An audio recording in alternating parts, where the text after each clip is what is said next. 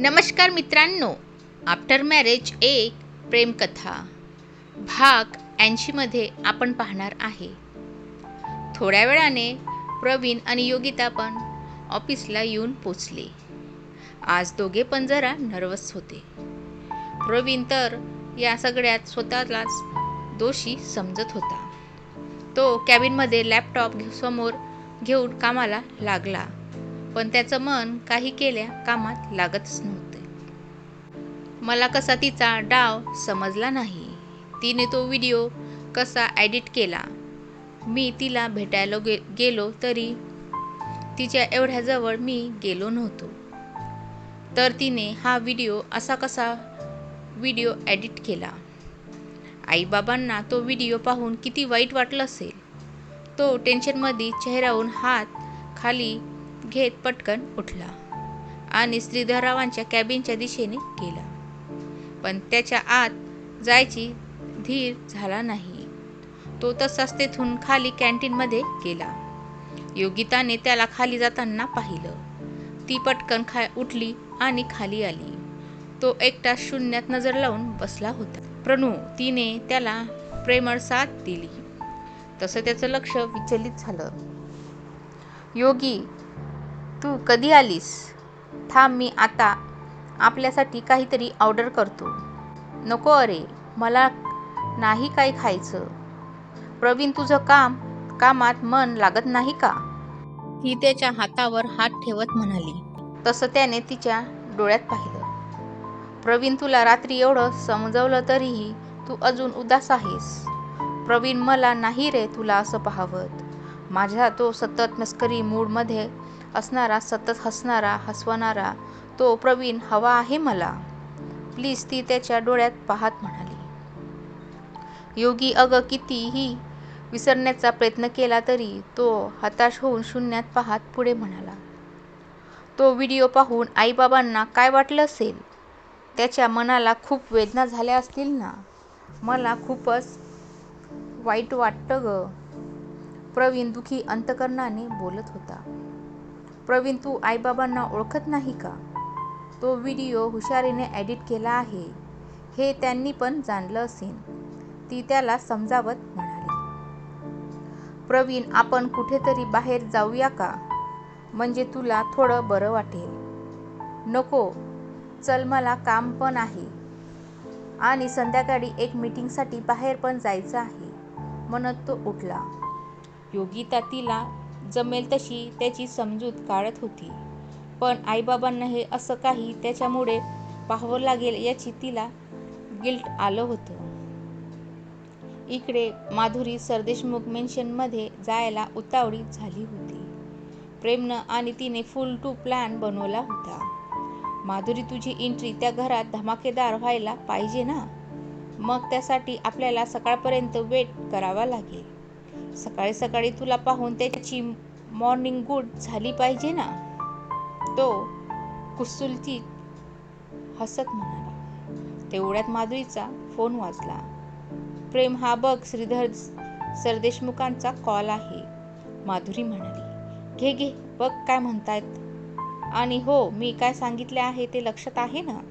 कितीही पैसे द्यायला तयार झाले तरी तू मागे हटू नकोस. प्रेम म्हणाला. ओके बाबा म्हणत माधुरीने हॅलो म्हणत फोन कानाला लावला. हॅलो माधुरी, बोलतेस ना?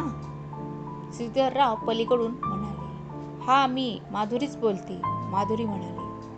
काय चालू आहे तुझं? तुला काय हवे आहे? श्रीधरराव रागात म्हणाले. माझा नवरा, माधुरी निर्लज्जपणे म्हणाली. माधुरी, तुला सरळ भाषेत विचारलं आहे. तुला काय हवे आहे ते मला समजेल का? मी सगळी माहिती काढली आहे. तू हे सर्व कशासाठी करतेस ते मला ठाऊक आहे. तुला वाटत असले फालतू चाळे करून तू प्रवीणला मिळवशील, तर तो तुझा गैरसमज आहे. तू पाठवलेल्या व्हिडिओवर आमचा कोणाचाच विश्वास नाही. येथून पुढे जर असं काही केलंस ना, तर मी विसरून जाईन तू माझ्या जवळच्या मित्राची मुलगी आहेस. तुझी रवानगी सरळ पोलीस स्टेशनला करेन. एवढं बोलून श्रीधररावांनी फोन कट केला. श्रीधररावांनी रावांचा फोन लावला. श्रीधररावांनी विजयचा फोन लागला नाही म्हणून त्याची माहिती काढायला त्याच्या काही माणसांना पाठवलं होतं. तेव्हा त्यांना समजले की ते लोक सर्व बंद करून कोणालाही न सांगता बाहेर कुठेतरी निघून गेलेत. त्यावरून त्यांनी ओळखलं, माधुरीने पैशांसाठी प्रवीणला जाळ्यात अडकवले आहे. पण एक गोष्ट त्यांना पण माहिती नव्हती, ती म्हणजे ती एकटी नाही, तिच्या साथीला विकृत वृत्तीचा अजून एक साथीदार आहे, तो म्हणजे प्रेम. श्रीधररावांचं फोनवर बोलणं ऐकून माधुरीचा उत्साह जरा मावळला, पण प्रेम आणि भावेश होतेच की तिला चिथळायला. माधुरीने मोबाईल स्पीकरवर टाकल्यामुळे या दोघांनी पण श्रीधररावांचं बोलणं ऐकलं होतं. माधुरी, तो श्रीधर सरदेशमुख हवेत गोळ्या झाडतो होता. त्याच्या बोलण्यावर मला तर तसंच वाटतंय. तू मला या एवढ्याशा गोष्टीवरून हार मारू नकोस. तू जर हिंमत दाखवली तर, नाही तर उद्या पासून तुझी राहायची आणि खायची तू सोय कर. प्रेमने बरोबर तिच्या वर्मावर बोट ठेवलं. प्रेम, तुला काय वाटलं मी घाबरले त्या कॉलमुळे? असं काही नाही. ठरल्याप्रमाणे ही माधुरी उद्या सकाळीच सरदेशमुखांच्या घरात गृहप्रवेश करणार. आपण एवढी मेहनत घेऊन हे फोटो जमवले ना, डोकं लावून प्लॅन बनवला, आणि मेहनत अशी वाया थोडी घालवणार मी. माधुरी प्रेमला खुन्नस देत म्हणाली. हुई बात. भावेश आणि प्रेम एकमेकांना टाळी देत म्हणाले. इकडे प्रवीणला बिलकुल चैन पडत नव्हता. त्याला वाटत होतं आपल्यामुळे आईबाबांना मनस्ताप सहन करावा लागतोय. आपल्या एका चुकीमुळे संपूर्ण परिवाराला संकट येणार, हे विचार त्याला चैन पडू देत नव्हते. घरी आल्यानंतरही योगिता त्याला परोपरीने समजवत होती, पण त्याचं मन काही केल्या मानत नव्हतं. तो स्वतःलाच दोष देत होता. प्रवीण, तू एकदा आईबाबांशी बोल, म्हणजे तुला बरं वाटेल, योगिता त्याला समजावत म्हणाली. तू बरोबर बोलतेस योगी. मी आत्ताच जाऊन बाबांशी बोलतो. मला तो सगळा विचार करून खूप त्रास होतोय. आईबाबांसोबत बोलल्यावर थोडं रिलॅक्स वाटेल मला. तो पटकन उठून त्यांच्या रूममध्ये जायला निघाला. इकडे श्रीधरराव नुकतेच माधुरीशी बोलणं झालं होतं. आता पुढे काय करायचे त्यावर ते विचार करत रूममध्ये फेऱ्या मारत होते की तितक्यात प्रवीण दरवाजा पुढे लोटून आत आला. बाबांना असं टेन्शनमध्ये पाहून पुन्हा त्याच्या मनात अपराधीपणाची भावना निर्माण झाली. श्रीधरराव आपल्याच तंद्रीत विचार करत होते. बाबा, प्रवीणने आवाज दिला तसे ते विचाराच्या तंद्रीतून बाहेर आले. प्रवीण, तू केव्हा आलास रे? बाबा, सॉरी बाबा, मला माफ करा. माझ्यामुळे तुम्हाला खूप त्रास होतोय ना, प्रवीण भरलेल्या स्वरात म्हणाला. प्रवीण, अरे काय बोलतोस तू हे, आणि माफी कशासाठी मागतोस? बेटा, तुझी यात काही चूक नाही, मला ठाऊक आहे, ते त्याला जवळ घेत म्हणाले. तसं तो त्यांना बिलगला. कालपासून मनात दाबून ठेवलेल्या भावना कडेलोट झाला आणि आपोआपच त्याचे डोळे वाहू लागले. तेवढ्या सुमित्रा पण आत आल्या. त्यांच्या मागोमाग योगिता पण तेथे आली. ती पण समोरचं दृश्य पाहून जागेवरच स्तब्ध झाली. बापलेकांच्या अशा एकमेकांच्या कवेत पाहून सुमित्राला पण भरून आलं. प्रणूबाळा, शांत हो, सुमित्रा पाठीमागून त्याच्या पाठीवर हलकेसे थोपटत जड आवाजात म्हणाल्या. तसा तो पटकन बाजूला होऊन बेडवर बसला. श्रीधरराव पण त्याच्या बाजूला येऊन बसले. तेवढ्यात योगिताने पुढे येऊन सुमित्राच्या खांद्यावर हलकेसे हात ठेवले. माझा लेक खूप हळवा मनाचा आहे. परक्या शत्रूशी क्षणात एकाचे 2 हात करेल तो, पण कुटुंबाच्या बाबतीत खूप हळवा आहे ग, सुमित्रा योगिताच्या हातावर हात ठेवत म्हणाली. माझ्यामुळे तुम्हाला दोघांना खूप त्रास होतोय ते मला दिसतंय. बाबा, माझ्यामुळे तुम्हा दोघांना त्रास झालेला मला सहन होत नाही. माझ्या एका चुकीमुळे कालपासून तुम्ही दोघे पण टेन्शनमध्ये आहात, प्रवीण खाली बसून बोलत होता. प्रवीण, अरे मी तिला आत्ताच कॉल केला होता. हा प्रॉब्लेम लवकरच सॉल्व्ह होईल, तू टेन्शन नकोस घेऊ, श्रीधरराव बोलले. तसं सुमित्राने योगिताकडे चमकून पाहिलं. आई, मला ठाऊक आहे, ती त्यांना डोळ्यांनी धीर देत म्हणाली. काय? सुमित्रा भरलेल्या स्वरात म्हणाल्या. हो, काल जेव्हा बाबांच्या मोबाईलवर तो व्हिडिओ आला तेव्हाच माझ्या पण मोबाईलवर तो व्हिडिओ आला, योगिता म्हणाली. काय? म्हणजे तुला पण तेव्हाच हा व्हिडिओ तिने पाठवला? म्हणजे नक्की ती आपल्याला फसवते? श्रीधरराव पटकन उठून म्हणाले. हो बाबा, ती प्रवीणला फसवते. माझा विश्वास आहे त्याच्यावर. तो असा काही करू शकत नाही, योगिता ठामपणे म्हणाली. तसे सुमित्रा आणि श्रीधरराव दोघे पण तिच्याकडे पाहत राहिले. बघ प्रवीण, तू टेन्शन नको घेऊस. अरे, तुझी बायको तुझ्या सोबत आहे. अजून काय हवे तुला? श्रीधरराव म्हणाले. तिच्यासोबत मला तुम्ही दोघे पण माझ्यासोबत हवे आहात, प्रवीण म्हणाला. अरे, आम्ही तर कायम तुझ्या पाठीशी असणार. आणि मी तिला आत्ताच फोन करून चांगला दम दिलाय. ती आता काही करणार नाही, श्रीधरराव म्हणाले. योगिता बेटा, तू या सगळ्यांचा अगदी धीरने सामना केलास.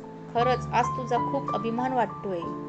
अशी दोघे एकमेकांची संकटात साथ द्या, श्रीधरराव तिची पाठ थोपटत म्हणाले. त्यानंतर तिघांनी पण प्रवीणची समजूत काढली. त्याला पण आईबाबांशी बोलल्यामुळे आता बरं वाटत होतं. योगिता, मला खरं तर तुझी काळजी वाटत होती. तुला हे सर्व समजल्यावर तू कशी रिॲक्ट होशील याचीच मला चिंता लागली होती. या विचाराने काल रात्रभर मला झोप लागलीच नाही. सुमित्रा हळव्या होऊन बोलत होत्या. मी काल यांना तसं बोलून दाखवलं होतं, पण तू हे सर्व शांत डोक्याने समजून घेतलेस ते पाहून बरं वाटलं. योगिता, अगं, नात्यात विश्वासाचं महत्त्व आहे. आज तुमच्या नात्याला हा ठाम विश्वास पाहून माझी चिंता मिटली. सुमित्रा तिच्या डोक्यावरून मायेने हात फिरवत म्हणाल्या. तशी ती त्यांना बिलगली. बेटा, काळजी करू नकोस. आता आपण सगळे सोबत आहोत ना. ती काही करणार नाही, सुमित्रा तिच्या पाठीवर हलकसं थोपटत म्हणाल्या. बरं, जा आता आराम करा दोघे पण, सुमित्रा प्रवीणच्या डोक्यावर मायेने हात फिरवत म्हणाल्या. आईबाबांसोबत बोलल्यामुळे प्रवीणचं मन मोकळं झालं होतं. त्यामुळे त्याला आता बरं वाटत होतं. थोड्या वेळाने दोघे पण रूममध्ये आले. प्रणू, बघ मी काय म्हणाले होते. आईबाबांचा पण त्या व्हिडिओवर विश्वास बसणार नाही. तुला रात्रीपासून सांगते, तर तुला पटत नव्हतं. योगिता त्याच्या बाजूला बसत म्हणाली. तरीही माझंच मन खात होतं. पण तू म्हणाल्याप्रमाणे आईबाबांशी बोलल्यामुळे आता खूप बरं वाटतंय, प्रवीण म्हणाला. आणि आता बाबांनी पण तिला फोन केला होता म्हटल्यावर ती आता नाही तुला त्रास देणार, योगिता म्हणाली. योगी, थँक्स कशासाठी? ती त्याच्या डोळ्यात पाहत म्हणाली. माझ्यावर विश्वास ठेवून मला या सगळ्यातून बाहेर काढल्याबद्दल, प्रवीण भाऊक होत म्हणाला. प्रवीण, अरे, नातं आपल्या दोघांचं आहे ना. त्यात तुझं आणि माझं असं काही नाही. आणि खरं तर मला तुला असं उदास पाहायची सवय नाही ना. प्रवीण, अरे, तुझ्या आनंदातच माझा आनंद आहे, ती त्याच्या केसातून हळूवार कुरवळत म्हणाली. योगी, आय लव्ह यू, तो तिला घट्ट मिठीत घेत म्हणाला. I love you too, Pranu. थोड्या वेळाने दोघे पण एकमेकाच्या कुशीत झोपून गेले. या सगळ्यांना असं वाटत होतं माधुरी एकटीच हे सर्व करते आणि श्रीधररावांनी फोन केल्यामुळे ती घाबरली असेल, पण असं काही झालं नव्हतं. इकडे माधुरी तर कधी सकाळ होते याची वाट पाहत होती. प्रवीण, अरे, काय झाले? बोल ना. योगिता त्याच्याशी बोलत होती, पण तो मात्र आपल्याच विचारात हरून गेला होता. प्रणू, ऐक ना, योगिता त्याच्या जवळ येत म्हणाली. तू असा सारखा तोंड पाडून बसलास तर मग तुला कशी मिळणार छोटीशी परी? ती त्याच्या कानात हळूच फुटफुटली. तशी त्याच्या चेहऱ्यावर स्माईल आली. काय योगी, खरंच? तिने होकारार्थी मान डोलवली. त्याच्या चेहऱ्यावर आनंद पसरला. दोघांची नजराची भाषा सुरू झाली. दोघे पण रोमॅन्टिक मूडमध्ये होते. त्यांचा रोमांस सुरूच होता की तेवढ्यात योगिताला मोबाईल स्क्रीनवर नोटिफिकेशन दिसली. तिने त्याला बाजूला सरत मोबाईल पाहिला. पुन्हा अजून एक तसाच व्हिडिओ आणि त्यासोबत काही फोटोज पण. ते सर्व पाहून तिचा अचानक मूड चेंज झाला. योगी, काय झाले? तो तिच्याजवळ येत म्हणाला. तसं तिने त्याला बाजूला सारून पटकन कपाटाजवळ गेली. बॅग काढून ती कपडे बॅगेत भरत होती. योगी, काय झालं? तू तू हे सगळे तुझे कपडे का भरतेस? योगी, बोल ना. तिने त्याच्या हातात मोबाईल देत, हे बघ प्रवीण, एक वेळ मी तुला समजून घेतले. आता नाही, हे सर्व मला सहन होण्यापलीकडे गेलंय. मला आता तुझ्यासोबत नाही राहायचे. ती बॅग उचलून बाहेर जात म्हणाली. काय? योगी, ऐकून घे ना. अगं, ते सर्व खोटं आहे. योगी, प्लीज, माझं एकदा ऐकून घे ना. तो तिची विनवणी करत तिच्या मागे चालत होता. ते सर्व खोटं आहे आणि तू बोलतोस ते खरं आहे का? मला आता यावर काही ऐकून घ्यायचे नाही. तू बोलतोस ते सर्व खरं आहे हे सिद्ध कर आणि मग माझ्याशी बोलायला ये. हे बोलून ती रूममधून बाहेर पडली. योगी, प्लीज, असं नकोस करू. अशी मला सोडून जाऊ नकोस. प्लीज योगी, ऐक ना. मी तुझ्याशिवाय नाही जगू शकत. तो तिच्या मागे येत बोलत होता. ती भरभर जिना उतरून खाली आली. योगी, योगी, अगं, एकदा माझं ऐकून तरी घे. तो तिच्या मागे मागे येत म्हणाला. खाली श्रीधरराव आणि सुमित्रा उभे होते. आई बाबा, तुम्ही तरी तिला समजावा ना. ती मला सोडून जाते. आई, आई, तू तरी सांग ना तिला. प्रवीण डोळ्यातलं पाणी पुसत म्हणाला. ते दोघे पण गप्पच होते. तो वरती दरवाजातून बाहेर पडली. योगी, अगं, थांब ना ग. ऐक ना. मला एकट्याला सोडून अशी नको ना जाऊस, म्हणत तो तिच्या मागे धावत आला. ती गेटवर रिक्षाची वाट पाहत उभी होती. योगी, प्लीज ऐक ना. नको ना ग जाऊस मला सोडून. तो तिचा हात हातात केविलवाणी चेहरा करून बोलत होता. प्रवीण, माझा हात सोड. ती त्याचा हात झिडकाळत म्हणाली. योगी, प्लीज, नको ना ग जाऊ. तुझ्याशिवाय मी नाही जगू शकणार. योगी, प्लीज. तो पुन्हा तिचा हात हातात घेत म्हणाला. योगी, प्लीज, माझं एकदा ऐकून घे ना. तो तिच्या डोळ्यात पाहत म्हणाला. तेवढ्यात तिने आपली नजर दुसरीकडे वळवली. तितक्यात समोरून एक रिक्षा आली. ती बंगल्याच्या गेटवर थांबली तशी त्यातून माधुरी बाहेर आली. ती बाहेर आली तशी योगिता त्याचा हात झिडकत तिची बॅग रिक्षात टाकत आत बसली. योगी, ऐक ना प्लीज. नको ना जाऊ. तो रिक्षावाल्याला थांबून तिच्याशी बोलत होता. चला हो भाऊ, योगिता समोर पाहत म्हणाली. अरे वा, त्या व्हिडिओने माझं सर्व काम केलेलं दिसते. मला तर काहीच करायची गरज पडली नाही. माधुरीच्या चेहऱ्यावर समोरचं दृश्य पाहून आसुरी आलं होतं. ती मोठमोठ्याने हसत होती. योगी, प्लीज, मला सोडून नको जाऊस ना ग. प्लीज योगिता, माझं एकदा ऐकून घे. योगी, योगी, मला असं एकट्याला सोडून नकोस जाऊस. योगी, ऐक ना. नको ना जाऊस. प्लीज, मला सोडून नको जाऊस.